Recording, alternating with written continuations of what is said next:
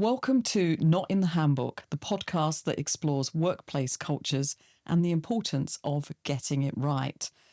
I'm really delighted today to introduce you to Grahame Russell, our esteemed guest. Welcome, Grahame. Great to have you here. Grahame, Chair of Change Associates, that's a consultancy focused on leadership, culture and organisational change. You've got more than 30 years experience of working with boards, advising boards, senior team. You've helped navigate organisations through complex change. You've built inclusive cultures. You've strengthened leadership, so much. And you've been widely recognised for your expertise in workplace culture. Grahame, you're often called upon, particularly where there's been disruption or challenges in workplace culture. And looking at diagnostics and large-scale change, we're going to talk about your work with the BBC, two really critical reports, 2013 and the more recent one earlier this year in 25. And I want to kind of bring and deep dive into that.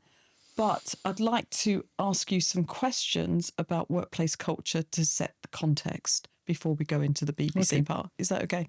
That's fine. Before we talk about your work and the two high-profile reports on the BBC workplace, three questions for you. Firstly, why is workplace culture so important? How would you define workplace culture? And could you name the three top challenges that organisations face today on workplace culture? Okay. Well, just taking your first question, I think it's important to say that workplace culture doesn't exist within a bubble. It's not a topic in its own right. It's really an enabler for organisations. I'm only really interested in the productivity, the outputs of an organisation. So I guess the way I would describe a workplace culture is really the context within which an organisation works. Mm-hmm. It's what creates the conditions for that organisation to be special, to be creative, to be productive, all the things that organisations need to be. So it's all the stuff in the background, but when it goes wrong, the rest of it comes crashing down. So that's really why I think workplace culture is so important. It just enables the organisation to do what the organisation does and does well. Okay. Did you have sort of three challenges that you think organisations today should be, that they're facing on workplace cultures, just more generally, before we get into the BBC part? Okay. So I guess organisations going through that change journey in terms of culture, I would say, because a lot of CEOs will come along and they want to create a more positive culture. Then they get sort of sidelined and taken up with all the other stuff, the financial stuff, it could be mergers and acquisitions and all the things that they have to face. So for me, I think one of the most difficult things for organisations with workplace culture is sustaining the effort that they put into changing that culture in a positive sort of way. Okay. And part of that, and I guess it comes on to the second point, is how do you get leaders and managers in a place where they really understand the values of the organisation, they're truly aligned in terms of their own personal values with the values of the organisation, and then they can transmit that to their teams. Mm-hmm. And I think that's a really kind of big issue for organisations is, what is the personality of that organisation? Well, part of that is through the culture, through what we expect to see and hear and feel about that organisation. So how do you get the leaders and the managers really tuned in to create a very, very productive culture? And I guess the third one, and I'm going to add a fourth, by the way. Oh, are you? Okay. The third one is I talked about workplace culture being a context, but there is another context for culture itself, and that's the changing world that we live in. The world is changing rapidly, and of course we live by sets of rules. And at the moment, we're in a period where the rules seem to be changing out there. You know, we've heard all about diversity and inclusion and the role of that in organisations, particularly in the US, but it's coming over to the UK as well. What are the rules by which we live? And therefore, that has an impact within organisations, because organisations reflect the world in which we live. So it's ever so chaotic. It's quite chaotic at the moment. And the fourth one that I was going to add is the post-COVID world. I think we're still wrestling with this whole issue of working from home and what the rules should be around that. And I am still a great believer in face-to-face contact does help develop the culture of the organisation. That's not to say I'm against sometime working from home, but I think a lot of organisations are still wrestling with that post-COVID world.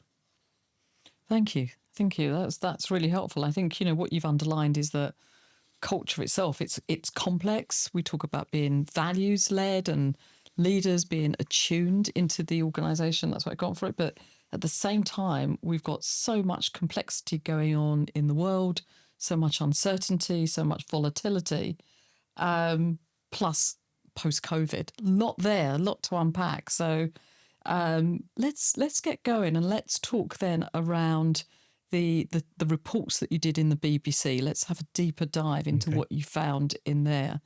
So, Grahame, your consultancy was invited into the BBC to conduct two major investigations. One concerning or around the Jimmy Savile, around 13 years ago, 12 to 13 years ago. 13, yeah. And the more recent BBC Workplace Culture Review that was published in April 25. And that was driven by another review, but also at the time there were also allegations of really quite senior high-profile figures.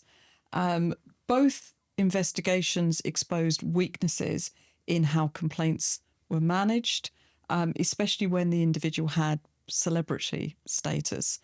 So coupled with that public scrutiny that we have on the BBC, and the internal staff concerns, coupled with that and the new chair, Samir Shah, there was both pressure and opportunity to demonstrate transparency and commitment to reform. But so how did you approach this brief? Where did you start in looking at workplace culture? Yeah, as you write. Sorry, if you would just give me 2 seconds and I'll dip out and you can ask the question. Thank you. As you rightly say, we were involved in the Jimmy Savile review, looking. There was part of that piece that looked at 40 years of Jimmy Savile in the BBC. That wasn't conducted by us, but we looked at the current culture back in 2013. So we've had a lot of experience working with the BBC. I think maybe one thing that cemented the relationship with the BBC over a period of time is something that was, I guess, was a little bit of a risk for us in terms of the stance we took back in 2013, where we were very, very clear that we would not accept our findings being changed. Okay. Now, all the way along, there may be wording differences that they've suggested, but fundamentally, and it's, I guess, a bit scary for them, we would not change what we wanted to say in each of these reviews. So that, I guess that stake in the ground was back in 2013, and that is being carried forward. We've done some small pieces in various parts of the BBC over the years, and that we carried through to this review. We were very, very firm about that, and they accepted that. The senior team, the board, and the executive team were very happy with that. So I guess because coming up to date in the 2025 review, published in April of this year, I guess the start point for us was really quite important. It's like testing the commitment of the senior team, the Director General, the Chairman Samir Shah, the board, and the executive team. And it was quite clear that we had very strong signals that the commitment really was right from the top. More so, and it was pretty good in 2013, but more so than in 2013. And that was quite a good feeling. We can make some real progress here.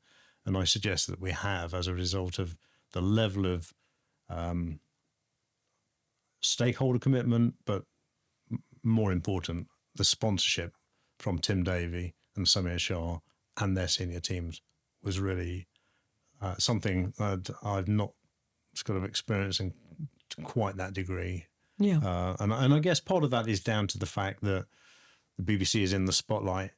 They really had to do something because the reputation of the BBC is the future of the BBC. So therefore, it's got to demonstrate to the people that fund it that they can manage it effectively. And it, you know, for us, it was quite disturbing because we know the BBC well. It's quite disturbing to hear people asking the question, why is BBC management so dysfunctional? Well, it's not. It's not. There are pockets. And there, you know, there are pockets of problems and poor behaviours that we'll come on to. But the reality is we knew that we would be looking for pockets of poor behaviours rather than necessarily something that pervaded the whole organisation.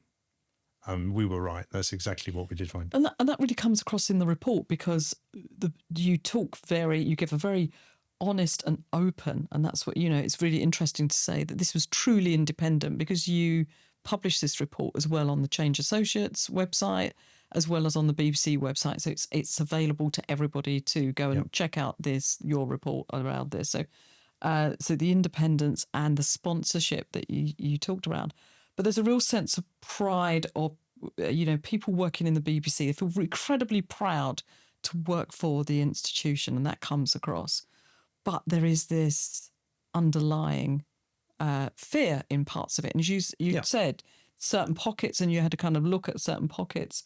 What for you was the most significant finding from the BBC Workplace Culture Report? Okay.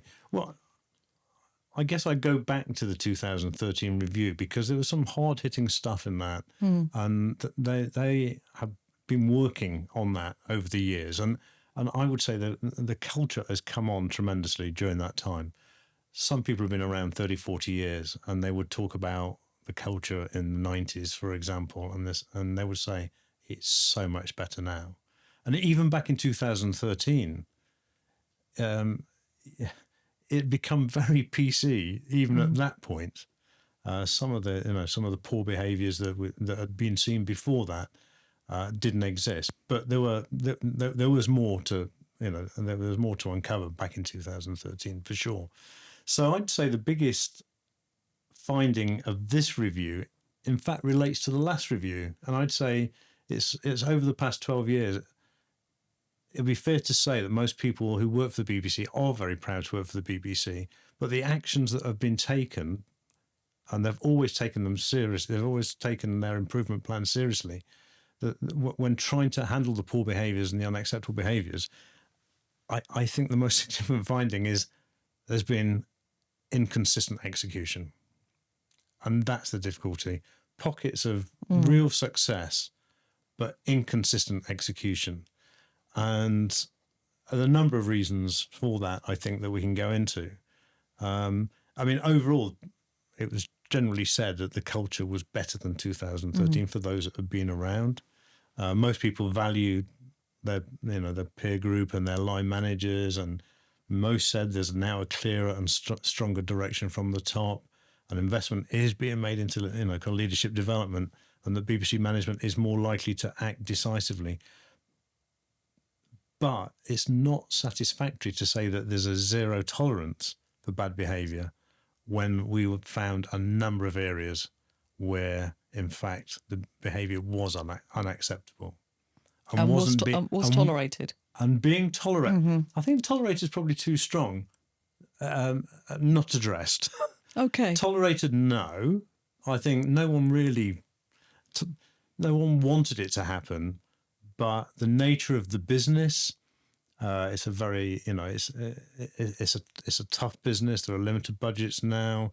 The BBC are competing clearly with all the Netflix and the Primes and so on. So you could say they have a number of assets, and it's very important that Tim Davies says it's so important you do not call the presenters talent. He says, as far as I'm concerned, talent is all over this organisation. We're going to stop calling them talent. We call them presenters, or what they are. But I guess if I could just use the term, these assets that are obviously quite a scarce commodity. I think there's a lot of people within the BBC, managers, producers, directors, colleagues, who they don't want to upset these people because they think it will affect their own personal reputation.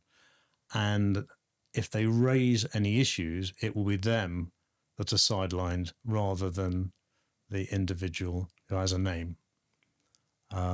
So I think that is something that the BBC had to address, and I think have started to address quite aggressively as part of this.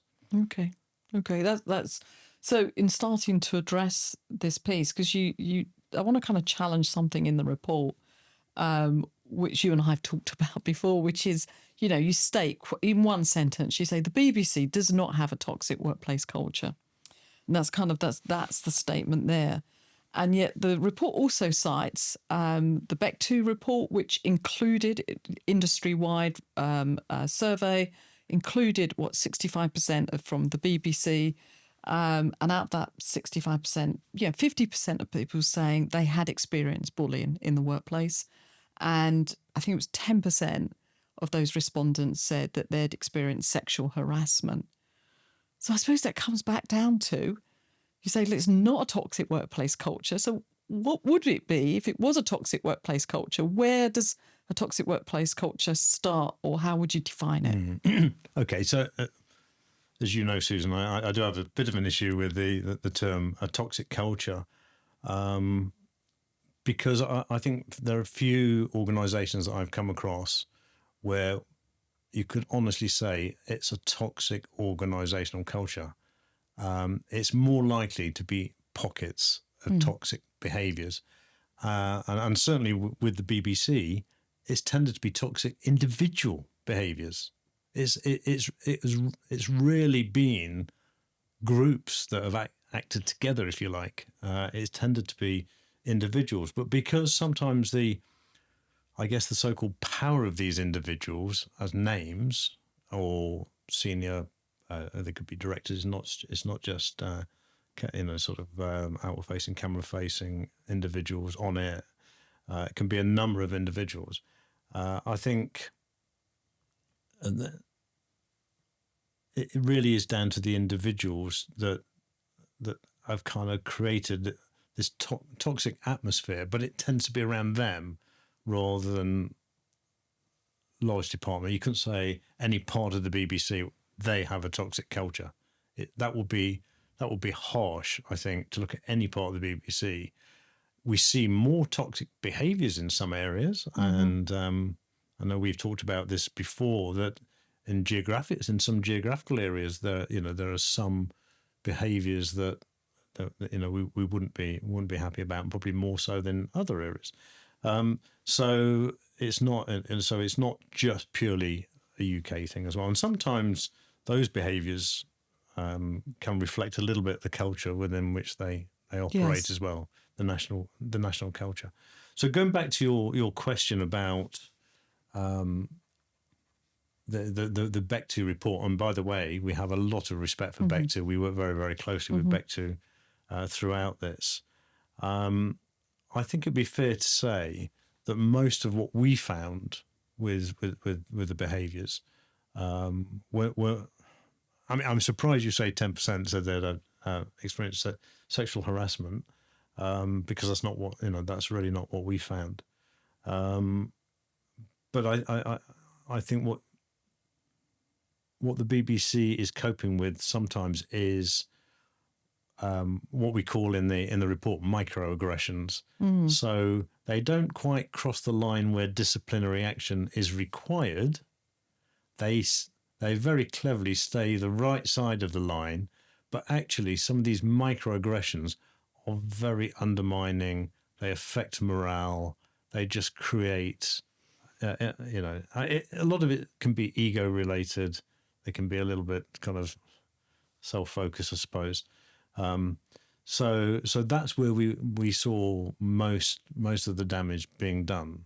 There were there were some cases, and there is a procedure and process in place at the BBC that we said absolutely needed to be speeded up and it needed to be better. And HR have absolutely taken that on board. They'll be working very, very closely with that. But I would say there aren't many examples that we could point to and say, well, that is just clearly totally unacceptable. It is sexual harassment. It is out and out bullying, because I don't think those individuals would survive in the modern BBC. Okay. But the microaggressions Okay. can be just as damaging. Let's just come to this pockets, because I'm really interested. You talked about the pockets of toxicity, and in the research that I was looking at, when I looked at 4 stages of how organisations move through stages to become toxic, and I think there are 4 stages. I think it happens over time, and there's drivers to it. But that first stage, which is where unacceptable behaviours become tolerated, or you said like not dealt with, they're not tackled and they're not dealt with. And you mentioned this piece around, and usually they are leaders or significant individuals, which you've highlighted, where they have a huge influence in the organisation, and there may well be presenters, I don't know, but they may well have a huge influence. Were there untouchables in the organisations? Were there people that were regarded that they could, perhaps they were the ones with the microaggressions? Did you see a correlation between those behaviours and what might be seen as being untouchables? Yeah, and you will note that we use the term untouchables in the report. And that's because that word was used on a number of occasions. And it goes back to this perceived value of certain individuals to the BBC. And I think as a result of this review, what the BBC are now saying is that nobody is untouchable, and nobody, there's no hiding place anymore. So I think I felt for some time that the BBC need to really tighten up their leadership and management skills, because if you do that and you have very clear messages, then these people don't get away with it.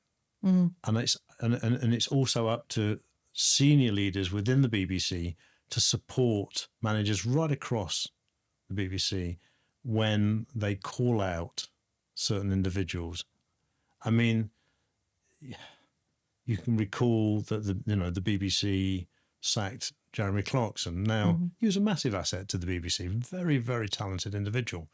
But way back in whenever it was, 2014, 15, they made that call.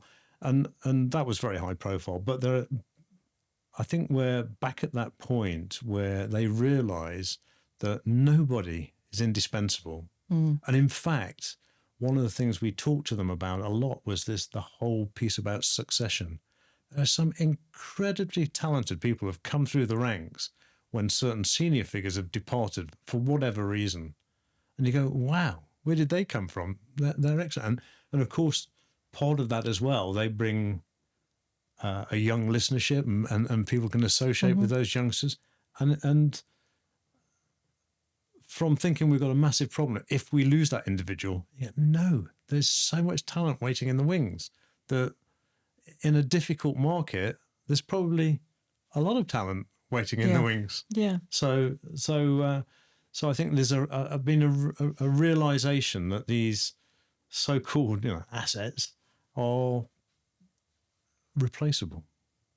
Yeah, and no one is above the reputation of the organisation. No one is bigger than the organisation. How can you be bigger than the BBC? The BBC is often said, to be the most trusted organisation in the world. because of what it does all over the world. How can any individual be stronger than that? And that is the narrative I'm hearing at the very top of the organisation now, which I think is really quite encouraging. And I'd like to think partly as a result of the work that we've done with them, but you know, I'm sure it's had a massive influence. Actually, encouraging. That's really encouraging. You touched on something a little bit earlier that I'd like to follow up, which was about, you went in the report, you talk about doing your research in 19 countries and the BBC having this expansion into 19 countries. And you touched on, well, actually, the national culture, the way things get done, we know that there's some differences, that, you know, the communications can be quite different, behaviours can be different in the workplace. Is there anything that you'd want to highlight that you found in the report that were both were surprising in looking at cross-cultural organisations? Cross cultures. Yeah, I mean, it is very true. We started off our discussion about the impact of the prevailing culture in any country having an impact, and certainly the BBC face that.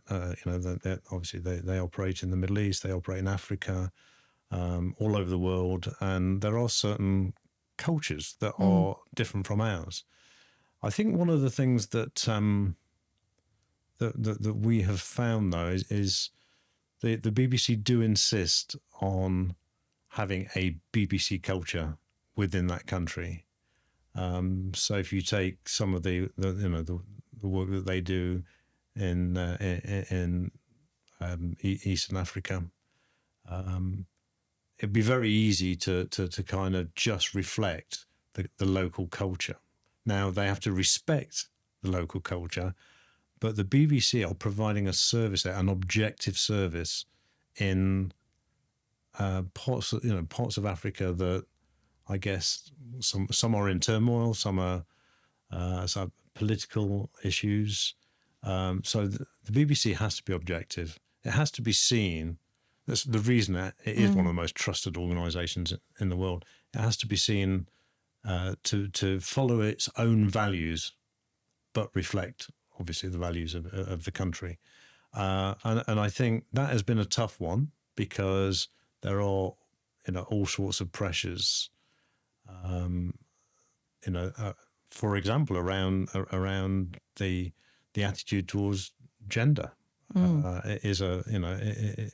it can be different in different countries, but the BBC will not just fall into line with that they follow their own set of values, and therefore it's important whoever they recruit in these countries can follow those values. So I guess some of the work that we've done in some of these countries has exposed some of those that struggle with that. Yeah. And those are the sort of individuals that we need to work with, or they leave the organisation. Yeah. And can you say a little bit more about, because organisations tend to talk about culture as their values, and you will see values on websites such as, respect, inclusion, collaboration, excellence, whatever those are. And I always think it's interesting because you always ask, do you actually measure them in the organisation? Yeah. But when you were looking at that, and actually you're absolutely right, the interpretation of what respect might be in one culture, in say in the UK, to what it might mean in a country in a different context, that might be slightly different. Did you find that the meaning became really essential, and what work was done on that? Yeah, no, that's very, very true. I think one thing that you'll find with the BBC is they've stuck with their values. They've deliberately, they may not be perfect, but it's not a different poster on the wall every 2 or 3 years. It's the same values, and basically they they work to those values. But you're quite right. In some area, some, it's not necessarily just in other countries, to be honest. I mean, it's like the way people interpret them is it can be different in different parts of the organisation. But I guess my point there is they stood the test of time. And whilst there may be some different interpretations of what they mean. I don't think it's really caused them an issue. I think it's been one of the positives that they've stuck with those values, and then they can make those values live in the way they use narrative around those values. So if I asked you what the values are, you'd be able to name them? Most of them, I think so. What are they? I would struggle to give you, off the top of my head. But they, in terms of their a lot of them based around outputs. Okay. And I think that's really important that they. What does that mean? They're based around outputs. So it'd be easy to do to construct a set of values that just meet the needs of HR, if you like, or all the cultural aspects.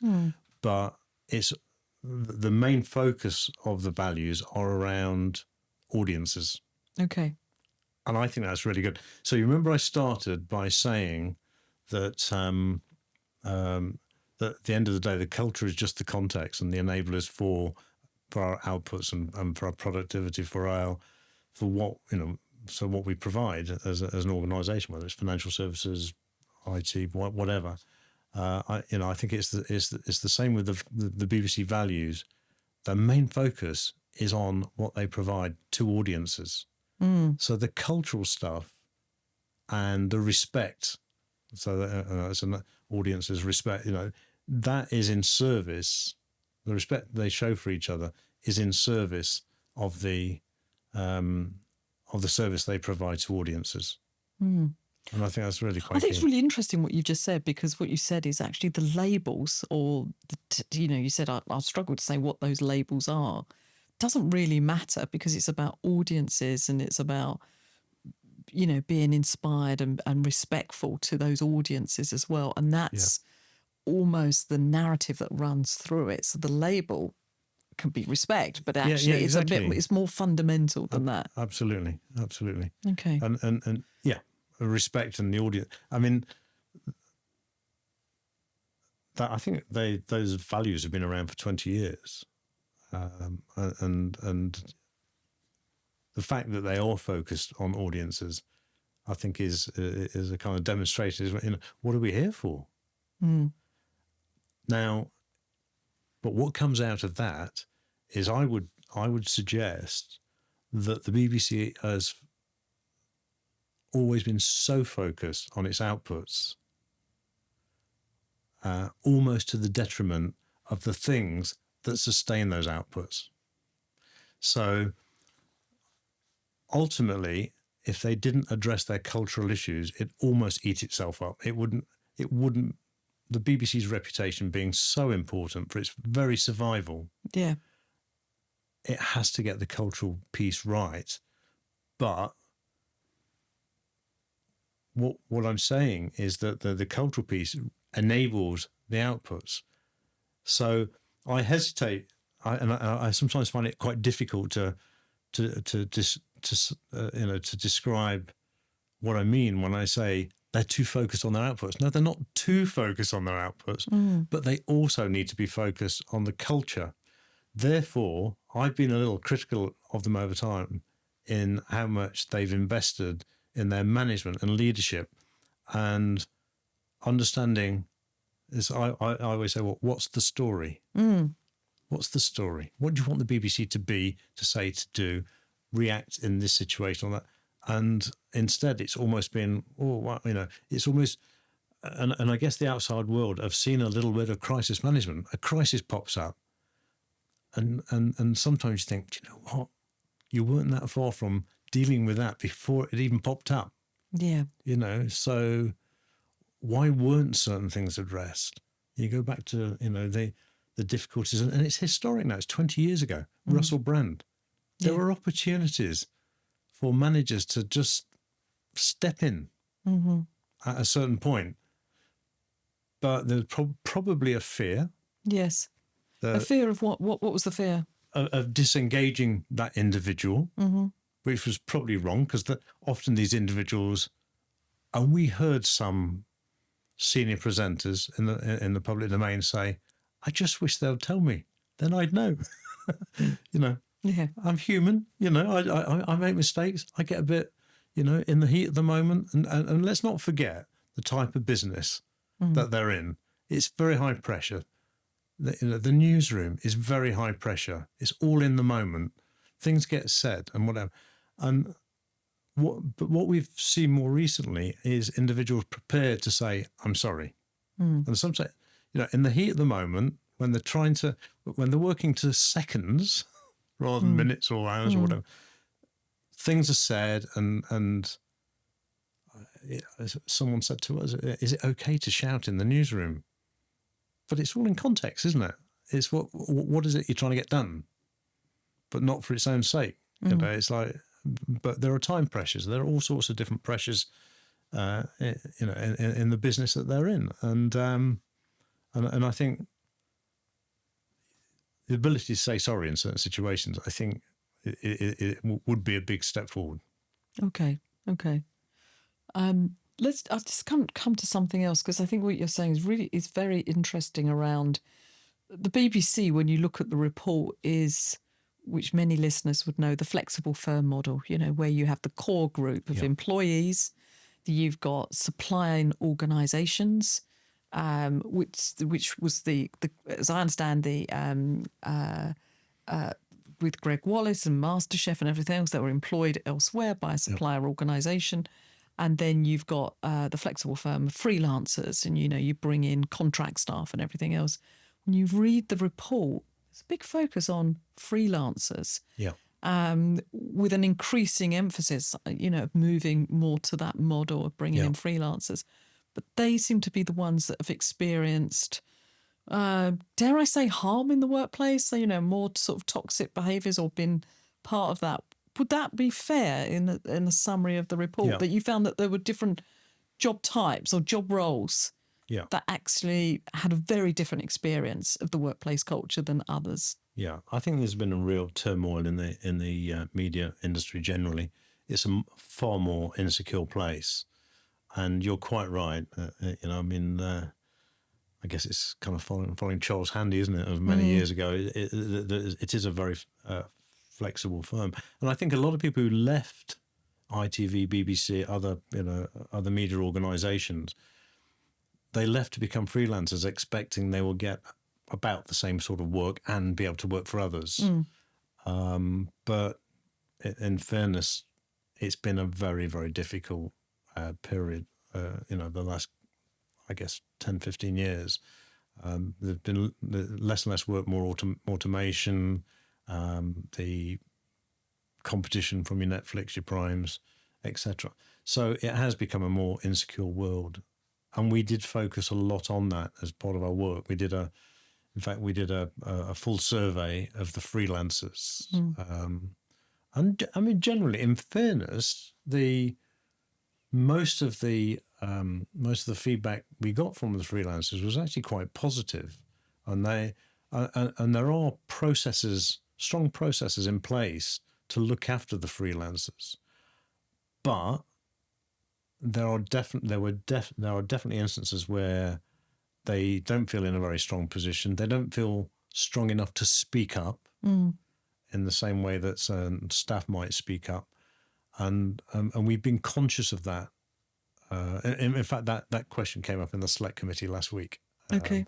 Tim Davey and Samir Shah were asked about the freelancers and their ability to speak up. So a lot of emphasis is being put on that. And there's a new body that you will have come across called CISA, which is being heavily sponsored by the BBC and ITV and others, to help alongside the likes of Bectu to protect the freelancers. Because as far as Tim Davey and Samir Shah are concerned, the reputation of the BBC is not just about the engagement with their staff, it's also the engagement with these people who will freely talk about the BBC and their experience of the BBC.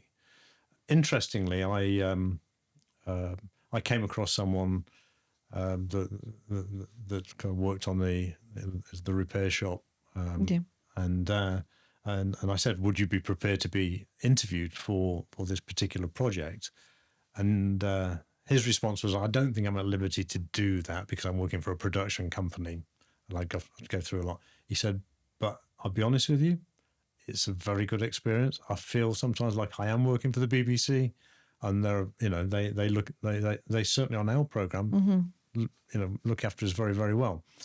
But that goes back to inconsistencies, because in other parts of the BBC, we have heard stories of taking these individuals for granted, not giving them clear enough briefings, being quite dismissive with them, almost like, well, there's plenty of you around.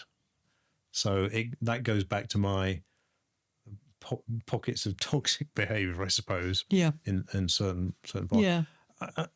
We got down to kind of identifying individuals that we couldn't say who those individuals were in the report, obviously, but we got down to understanding the way they were reacting with certain freelancers. So we were able to suggest ways in which those individuals could be made aware of their behaviours, or aware of the impact of their behaviours. Yeah. And it's interesting because it is not just the BBC that's facing this. I've seen the same where fixed-term employees, freelancers, contract staff probably have the worst end of the deal. I saw it at the World Bank. In fact, there's a report from there. I haven't seen anything that's been done consistently across industries, but that insecurity of tenure fuels that potential toxicity in an organisation, that I can't say anything, I can't speak up because I don't know if my contract will be renewed. Yeah. And I'm living on, and I need to pay the rent and the mortgage. So I will just, keep stum. So I think that's a really interesting piece that, we do need to explore for healthy, positive workplace cultures. Yeah. How do we tackle this? Yeah. And in fairness, some individuals as well continually get work, and others who are just as good haven't been getting the work. But they get, the kind of, I guess the staffers at BBC will sometimes go back to the same people over and over again, because a lot of it is trust, and they know they're going to get a good result and whatever else. And you kind of feel there's a little bit of a weakness there as well. It's like the people who are not being called up to work for and being given an opportunity to work on stuff. There's almost a little bit of a weakness there as well, which is not so much behavioural, but it's just opportunity as well. So the way the BBC works with the freelancers, I think is something that's continually under review, to be honest. So thinking around the work you did, and there's probably listeners that will be maybe facing something similar in their own organisation, thinking about, well, we know there's pockets of toxicity. What were the methods you used to find out those pockets of toxicity? What was successful in doing that without sort of succumbing to a witch hunt? But how did you approach this? Yeah. Okay. So our methods were around. We set up a number of group sessions. So the way we operate is very much to make sure we give everyone who has something to say the opportunity to say it. So we would set up lots of groups, and the dynamics of groups can work very, very well. Some people don't like to be in a group because of what they want to say. We invited people to request one-to-one sessions, and that, interestingly, we're talking about post-COVID, but what came with COVID was the kind of Teams and Zoom world. We get through a lot of those, and previously we'd had some difficulty with one-to-ones in previous years, and go back to 2013. If we turned up and an individual went into a room with us, certain people might say, "Why did you go in the room? What did you have to say?" Whereas now with Teams calls and Zoom calls, they can take themselves up or do it from home or wherever and talk quite honestly with us. We also had this opportunity for people to contact us through bbc@changeassociates.com, where an opportunity to contact us by email and tell us their views and thoughts by email. And it'd be fair to say we had hundreds of them. I mean, it was fantastic. It was a channel that people felt very safe with. They could say their thing. And we were very clear that none of it would get back to, that they wouldn't be named. It'd be done confidentially. And I think what we've built up over the years with the BBC, having done the 2013 review and lots of smaller reviews, is we built up a trust. Mm-hmm. And even those that have joined more recently into the BBC and maybe haven't been part of one of our reviews, they've got the message that you can trust these guys. Mm-hmm. And I don't think anyone's ever come back to us and said, look, you blew the trust, you compromised me. It's just never happened. So I think that whole approach, I'd recommend to any organisation to provide that opportunity. You can call us, you can email us, you can have a one-to-one, you can join a group, you can, Yeah. And we kept that open for the whole review. The review went through various stages through to recommendations and so on, but we just kept that. How many months did channel. it go on for? It went through from middle of October through till April. So obviously the last month there's a lot of time spent kind of pulling all the findings together. So it was quite a long period. So you had kind of, I guess, 5 months to get to make your views known. Yes. And we had presenters calling us up and saying, like to have a chat with you and tell us what they'd seen. And we'd even have high profile presenters saying, look, we do need to get away from this untouchable. There are certain people that are, we're all should be pulling in the same direction. Yet there are individuals who are kind of standing apart from us and all that sort of thing. So it was right across the organisation, from right from the ground floor right up to board level. Yeah. And that was fantastic. So and I'd have to say again, we were given access to anyone we wanted.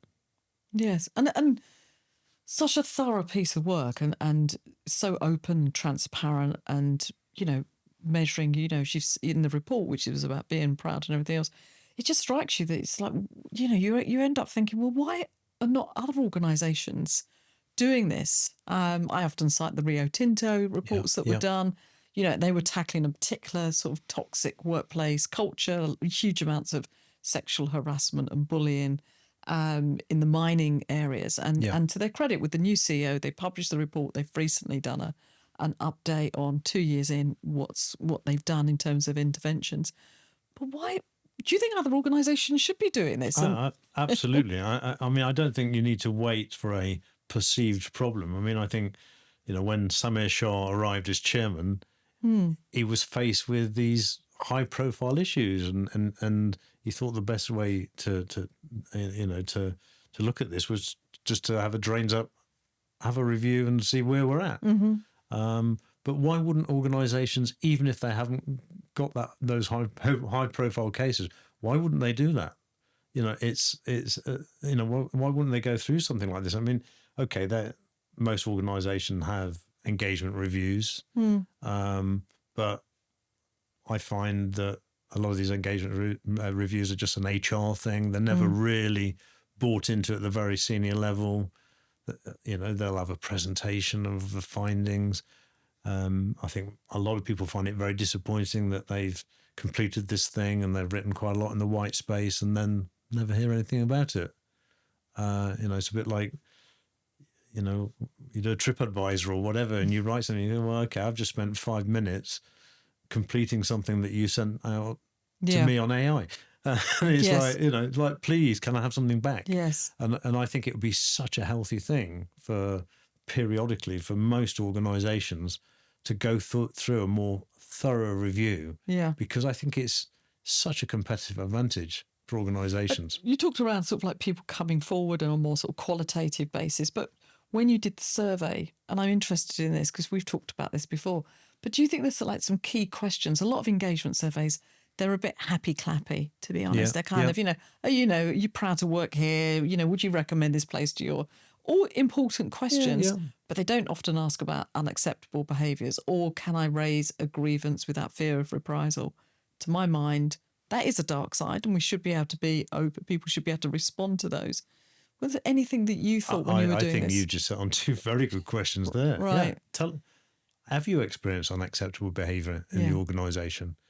And to a certain extent, that would help the senior management of an organisation define what is unacceptable behaviour, because I think that's a really important question. When is it unacceptable? Okay, if I shout at you across an office, is that unacceptable? If I made sort of lewd comments in fun, is that unacceptable? Yeah. Well, the answer to both of those, of course, it's unacceptable. Yes. So therefore, let's say it. Let's call it out. It's not being PC and all that. Yeah. It's doing the right thing, isn't it? Yes. Within an organisation, we've had years of covering stuff up with, well, it's just banter. Well, it's not. Yeah. It's kind of wrong, isn't it? And the fact that people have put up with it for so long, it's really not acceptable. So let's go asking those difficult questions rather than the, as you say, the happy clappy sort of questions. Yeah. Would you recommend this organisation? Well, okay. And do you think, and let me just challenge a bit more on that. Do you think we should go further? And we've got the gender pay gap review. Should organisations be reporting on their organisational culture? So, size of organisation, but larger, medium-sized organisation, let's say 250 employees upwards, which is the gender pay gap. Yeah. Should organisations be reporting on this, given how much harm I would say toxic workplace cultures can have, or pockets of toxicity?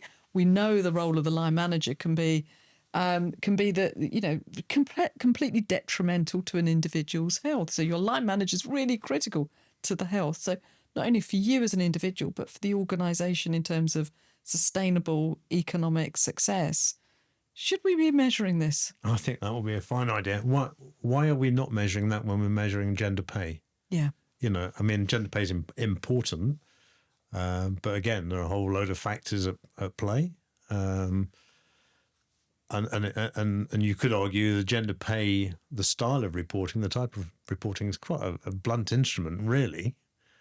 You'd actually find out a lot more if you had to comment on your organisational culture. Yeah. And if you were trying to paint a positive picture that wasn't warranted, that would stick out like a sore thumb, wouldn't it? And it will be great to have employees quoted on the culture of the organisation. Yeah. It wouldn't reflect well on them at all if they were just telling fibs, would it? Yeah. So I quite like that idea. I think. And there was a recent piece in The Economist that actually looked at 900 firms and The Economist worked with MIT. They did some really interesting work on Glassdoor, and they did a whole series of firms and large firms, but they looked at exit what people have said on the exit, which is, by then it's too late. Yeah. So, and they actually looked at toxic, and there's a grid, a 2x2, which I love 2x2s. And you can see, and some of those organisations are ones that you would be really surprised with, such as Tesla and where certain organisations fit. So they actually look at, and they met one of the elements they could talk about is toxic. Not quite sure how they define that. Probably they mention toxic in the wording that's left. I left because it was a toxic manager or whatever. But there is a really interesting piece. So started, and that was only just published in July of this year. So I think there's a piece about the UK could actually take something that is so important to health of individuals, but also health of organisations, and do something quite meaningful. Yeah. I talked about at the start. I talked about my interest being in the outputs of organisations, their success, their profitability, their productivity, all of those sort of things. I talked about culture being an enabler. Well, surely that's an important point, isn't it? Are you measuring your culture? Are you what are you doing about it as well? Because if I was investing in an organisation, I'd like to know that they had a positive culture. Wouldn't Yeah, you? absolutely. Yeah. Absolutely. So, Graham, just want to turn now to the role of HR Yeah. in the organisation, because I would argue it's a really critical role to play all the years I've done in HR. But what's your view about what is the role of HR Yeah. and what can it do? I think, I mean, you and I have spoken about this in the past. We all understand that HR needs to play an important role in the business, but in some respects, the term business partner has probably put them in the sort of we support managers sort of box, as opposed to we support managers and employees.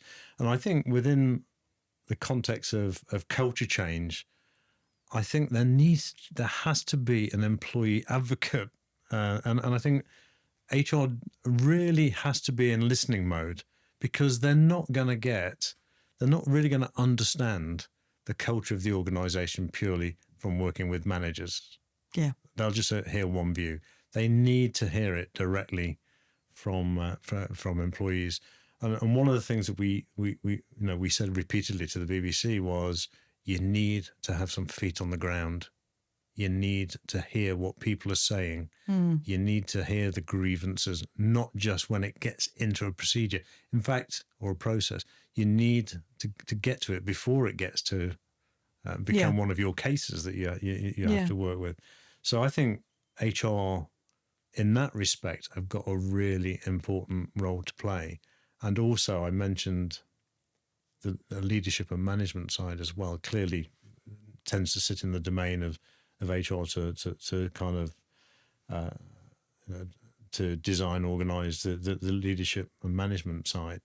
But it has to be, again, in context. There's no point in just having a whole raft of different leadership and management courses.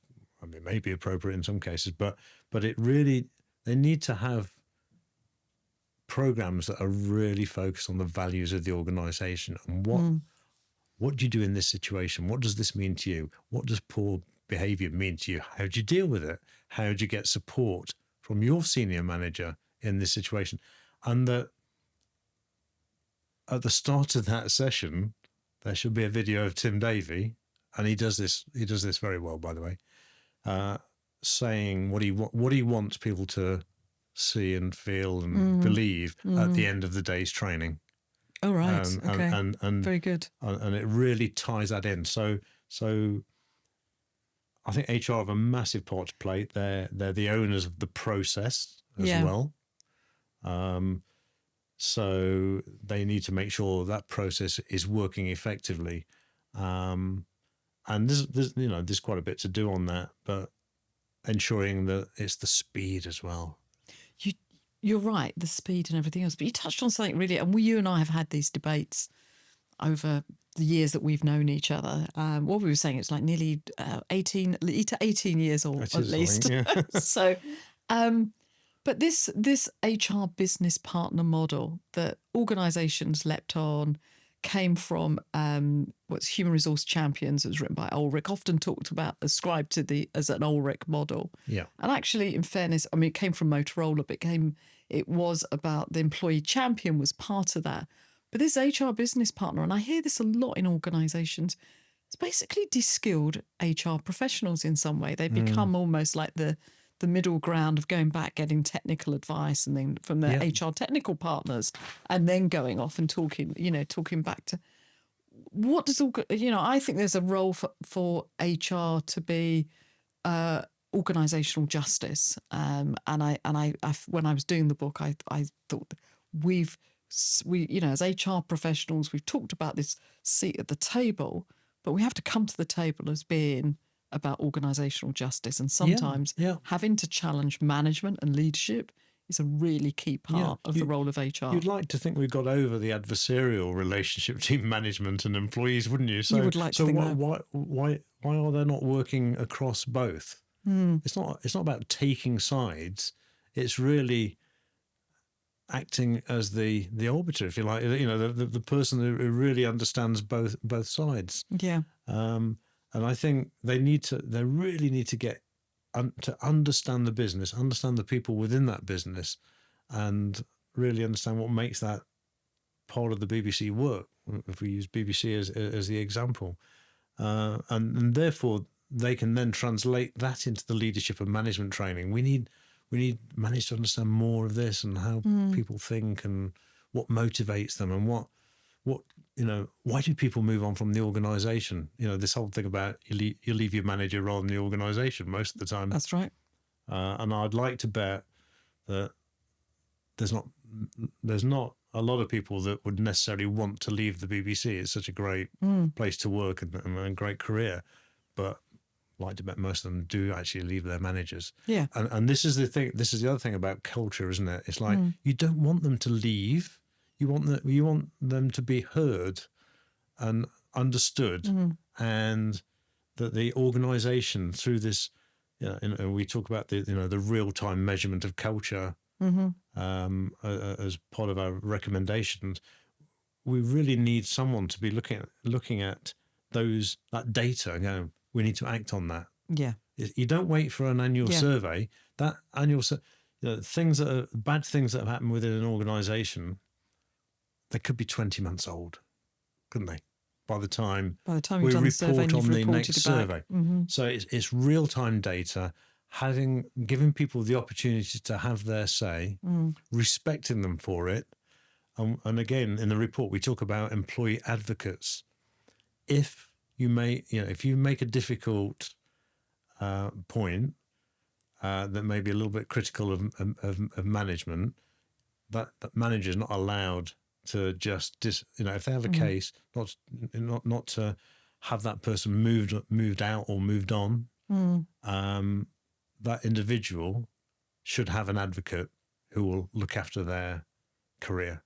Yes. So that they can speak up. Yes. Tell us a little bit more about what you mean by the advocate, because that's something we've talked around is, if you've got an issue and you feel quite isolated in an organisation, and as you said, people leave managers, they don't leave organisations, they leave managers. Yeah. That's all the evidence shows that. What does the advocate do? So if someone, let's say, for example, someone comes to HR and said, look, I'm having real difficulty. I'm being undermined all the time. I'm not being communicated with and whatever. And the behaviour of my manager, I would say, is unacceptable. But I'm really scared. I love my job. I don't want to go anywhere. But I have a very difficult relationship with my manager, and I want to raise it. But I'm talking to you, HR, because I don't want to raise it because it could affect my career. But it is quite serious. I can't tell you exactly what's happening until I feel safe. And then HR can say, right, okay, we can appoint an advocate to you who you need to tell us what is happening, and you need to trust us. We give you an advocate from a raft of senior managers, could be another part of the organisation, and they may, for say 12, 18 months, whatever, look after their careers to make sure that they are safe. Because a lot of this is around the psychological safety, isn't it? These individuals feel safe to speak up and in service of the manager or leader doing the right thing. They may not even understand they're doing something so terribly bad, because we're not all natural managers and leaders. So in a way, it's doing a favour to the manager, but they need to be in that safe space in order to do that. Yeah. And you touched on something earlier about that it's not adversarial, it's actually a coaching mechanism. The way you described the role of the advocate is to say, a kind of almost not mediation, but a kind of gentler way of actually, let's bring together. You may not even recognise the impact, but we'll do this in a safe space. So that trust in the organisation has to be there, and the trust throughout. And I'd like to think that the manager who is causing the problems will really get something from this as well. It's like, and very supportive. And actually, I think in the report, I know in the report you talk a lot about using informal mechanisms rather than going formal, I've raised a grievance and everything else, and everyone knows that does bring a lot of heat to everybody. Right. So you talked a lot about let's try and I think- resolve it much more informal. Is this one of the key I think parts? you've hit on a really good point there. That we should definitely talk about. So there's far too many cases in the BBC. Far too many. It's, we saw this in the government department many years ago. Yes, you're encouraged to raise issues, which in itself kind of sometimes raise more. But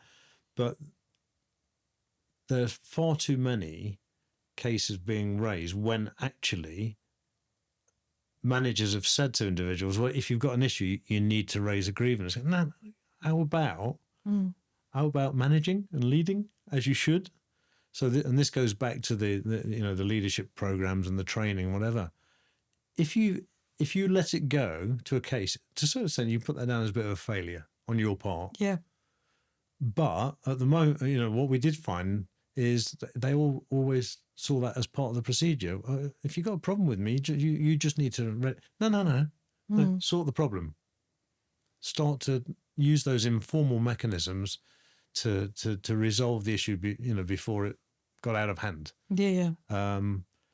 So, compared with a lot of commercial organisations we've worked with, there's an extraordinary amount of cases. You think, and then we reviewed a lot of cases as part of this process. Why on earth did this ever become a case? It's because the managers thought that was part of the process, as opposed to solving it. Okay. So solve the issue, because rather than managers taking some form of accountability or ownership of it, they felt they needed to go through a process to do it, or individuals. Exactly. So it's about giving some form of empowerment that actually, and coaching and support to actually resolve these issues early on before they fester. Correct. So let's take an example of a presenter. So if someone is one of the junior production team is having an issue with a presenter, or the presenter's having an issue with them, and a manager, a line manager, is really not noticing or maybe noticing, but doesn't feel themselves strong enough to say anything to the presenter, then again, they can say to the individual, well, you probably need to put in a grievance. No, I just want you to handle it. And then it comes back to the organisation need to be empowering those individuals and supporting those managers to raise it, because ultimately it could affect a certain show, for example, or program. An individual could leave. One of these top presenters may leave. But now, what Tim and Samir are saying, at the end of this process we've just been through, is no one's indispensable. And you heard them say it in the select committee, and that's a really important message. It goes back to the succession, having people waiting in the wings, and there've been some fantastic young presenters come through. And no one is above the BBC and the reputation. Exactly. We're back to that. And that's so important, isn't it? Yeah, absolutely. Thank you, Grahame. Thank you so much for today. It's been always illuminating and always interesting. And I think you've given so much food for thought. So thank you very much for being not in the handbook on our podcast. So thank you very much indeed. Thank you.